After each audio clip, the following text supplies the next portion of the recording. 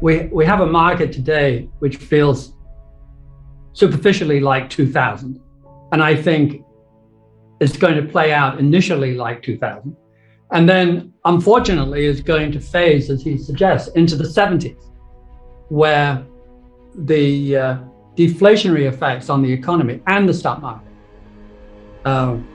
will result in a world rather like the 70s, where all assets are simply much lower priced than they are today.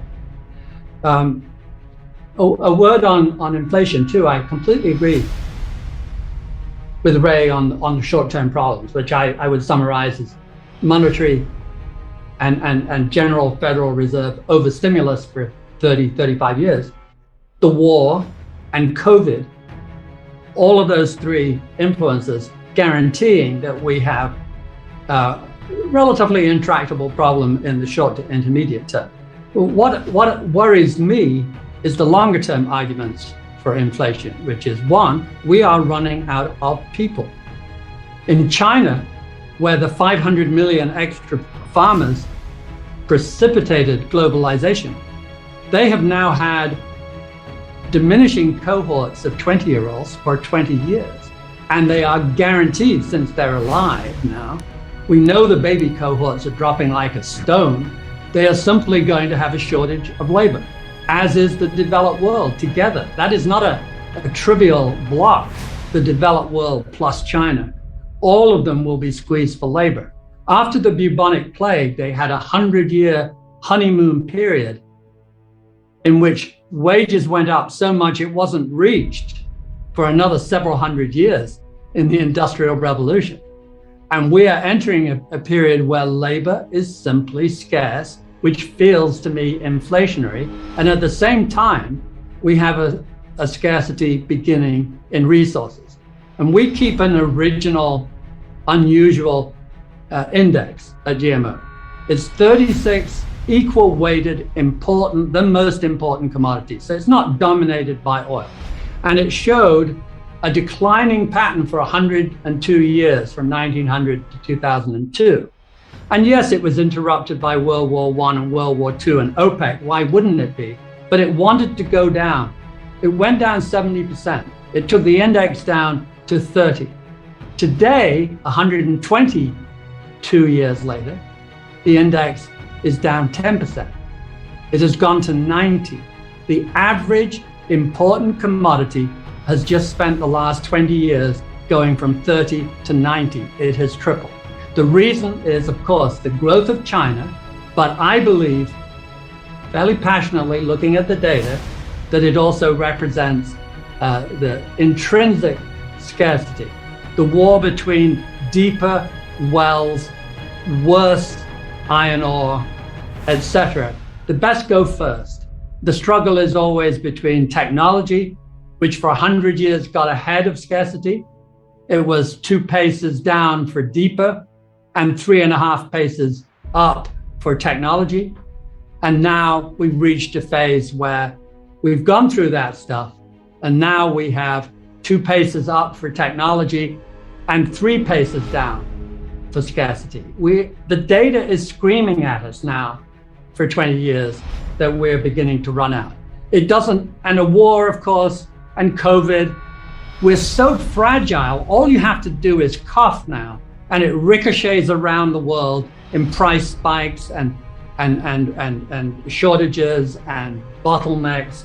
And that is the world we better get used to living in. We're going to have a world of increasing number of bottlenecks and shortages. And the same applies to food. The UN Food Index is higher today than any time in its history of the last 50 years, since it started, okay? So you have price pressure on raw materials, metals, food. You have price pressure long-term on labor. This surely feels like a new era in which inflation will be part of the background music, just like it was in the 20th century, and perhaps more so. The risks of a debt bubble breaking and the risks of an equity bubble breaking have simply not been understood by our Federal Reserve since Paul Volcker. They are incredibly naive. They haven't even got a clue. They're not even interested in the idea. The idea Bernanke saying, oh, the US housing market has never declined. It merely reflects a strong US economy. Alan Greenspan encouraging, et cetera, right through until today. They don't realize that they're playing with such fire. My second point, high levels of debt are just far too often seriously dangerous and should be, in general, discouraged actively. That should be one of the responsibilities of top management, including the Fed, et cetera. And let me just give you an example. Why do you like low rates? Because it encourages debt. Why do you like more debt? Because it encourages growth. That's the argument. So let me give you the ultimate statistical test of that.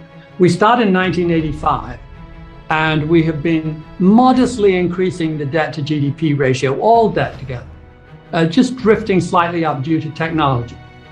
And then the technology, I mean the introduction of more and more sophisticated financial instruments, but not rising dramatically.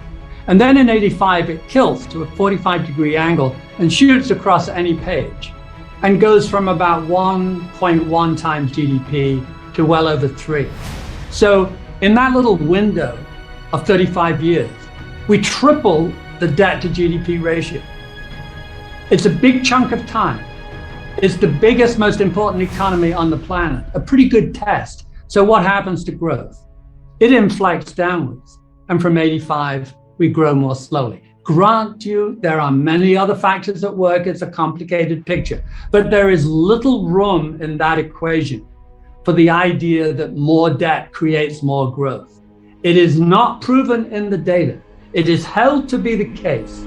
It is an assumption like most of modern economics, but it is not proven by the data. I would suggest that there is no evidence at all that increased levels of macro debt to GDP have anything to do with growth. They have everything to do with higher risk, though, from time to time. Ray made me think that when we're selling our resource portfolio, we have a wonderful exhibit that looks at the correlation between all the major sectors, utilities, consumption, and so on, consumer goods. And there's only one where, as the time period lengthens, the correlation drops, and that is resources. And resources drops to such good effect that based on the last 80 years of data, every rolling 10-year period, that the 10-year correlation is negative. So if you believe in inflation, you know that resources do very well. You also know that in the long run, it's strongly negative. It's negatively correlated, modestly, with the rest of the portfolio. As we're seeing today, when they do well, it puts a burden on the rest of the economy and they do badly. So there is a very strong case here for a resource portfolio. On resources, just a point that the last time we had a super bubble in commodities, there were very large new mines waiting to come online. What has happened since the 2011 crunch, when China slowed down in its heavy industrializing, and the growth rate for iron ore and coal dropped from double digit to zero, dead flat for 3 years in a row, breaking the back of the resource industry. They have not done any capex. It takes 5 to 15 years to bring on a mine. They have not been doing this. There are no great reserves of lithium, cobalt, copper, nickel, even iron ore to come online this time, and everybody knows it.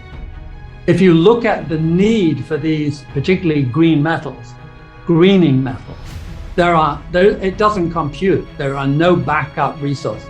And that applies right across the length and breadth of resources. They have not been capexing, even in oil and gas, for the last 10 years, to a remarkable degree.